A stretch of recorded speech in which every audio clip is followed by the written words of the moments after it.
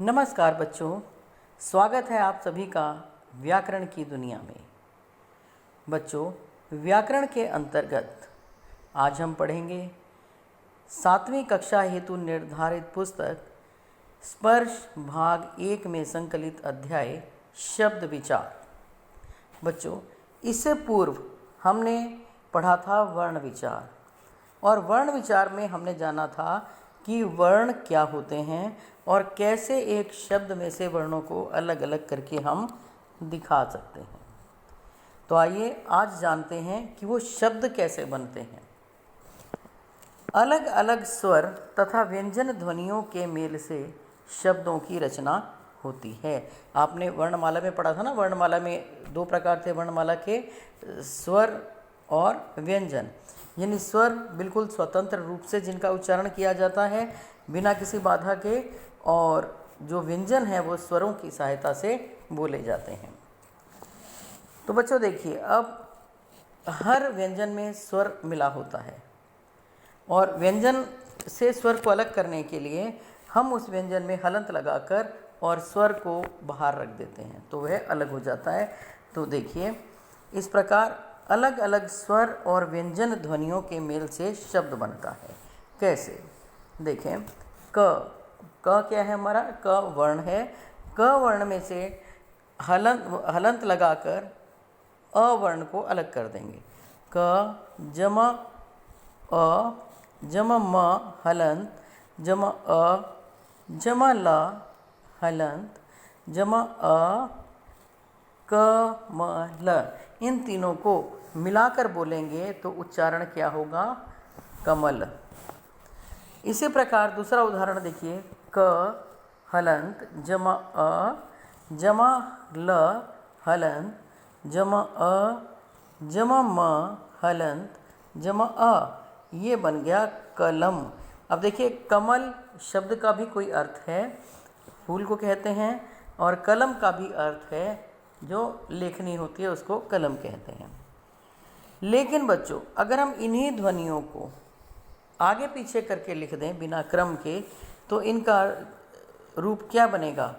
अगर इनकी ध्वनियों से यह रूप बन जाता है लकम और मकल, तो क्या ये भी शब्द होंगे?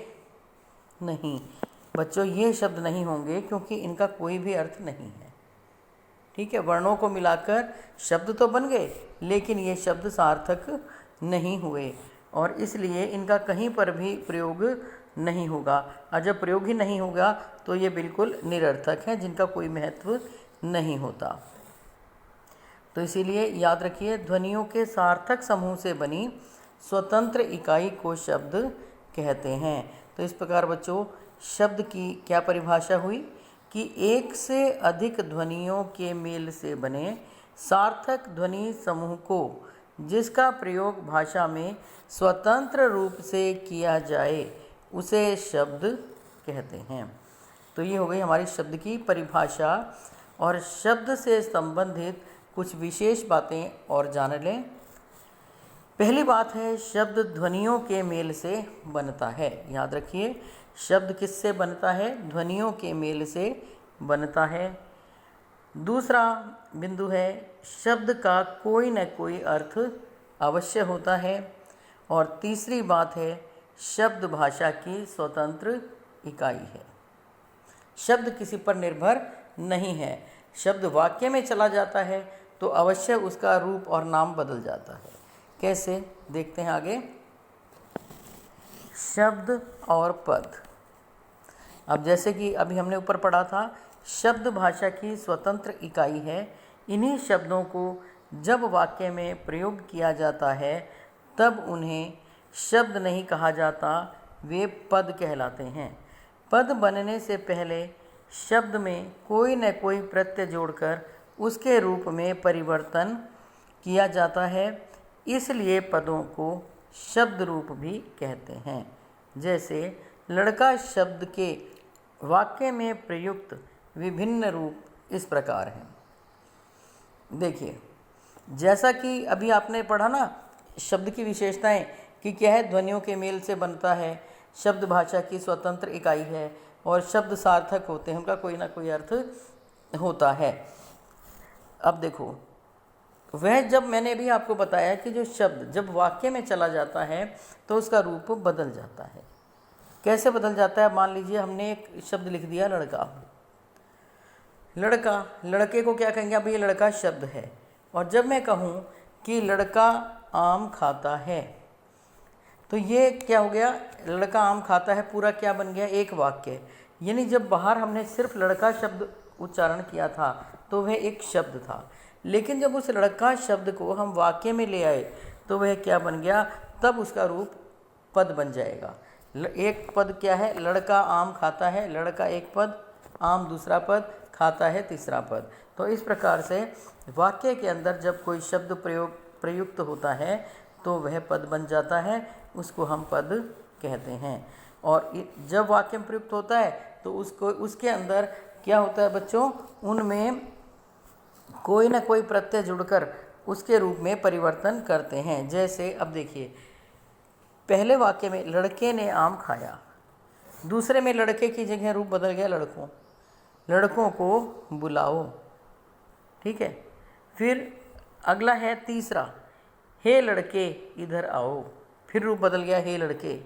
फिर यहाँ बहुवचन आ गया, लड़कों वहीं बैठे रहो। पांचवें में लड़का घर गया।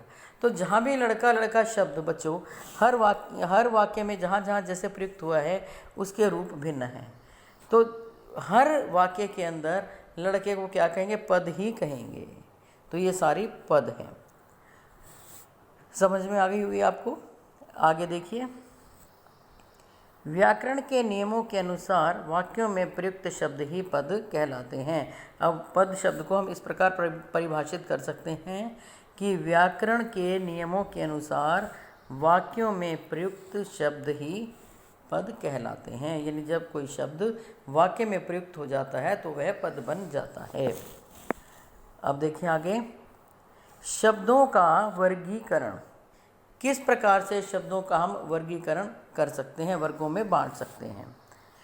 शब्दों के माध्यम से भाषा समृद्ध और विकसित होती है। देखो, शब्दों के कारण ही हमारी भाषा समृद्ध होती है, विकसित होती है, कि उसका विकास होता है। एक शब्द से और अधिक शब्द बनते हैं, दूर तक जाते हैं। तो इस प्रकार अब ये शब्द कैसे बनते हैं, इनकी उत्पत्ति कहाँ से हुई, इनके क्या क्या अर्थ हो सकते हैं, इनमें विकार हो सकता है या नहीं। विकार कहते हैं बच्चों परिवर्तन को, बदलाव को। क्या इनका रूप बदल सकता है या नहीं, आदि आधारों पर हम शब्दों का वर्गीकरण निम्नलिखित प्रकार से कर सकते हैं। तो वर्गीकरण किस प्रकार कर सकते हैं हम शब्दों का? तो देखिए, किन किन आधारों पर हम शब्दों का वर्गीकरण करेंगे।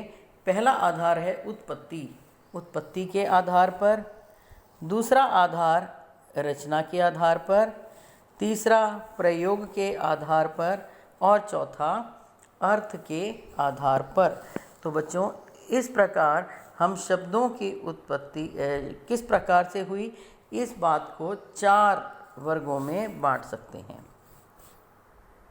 आज के लिए मेरा ख्याल से इतना ही काफ़ी है। आपने बहुत अच्छे से बारीकी से पूरा अध्याय जहाँ तक हमने आज पढ़ा है आपको ध्यानपूर्वक पढ़ना है।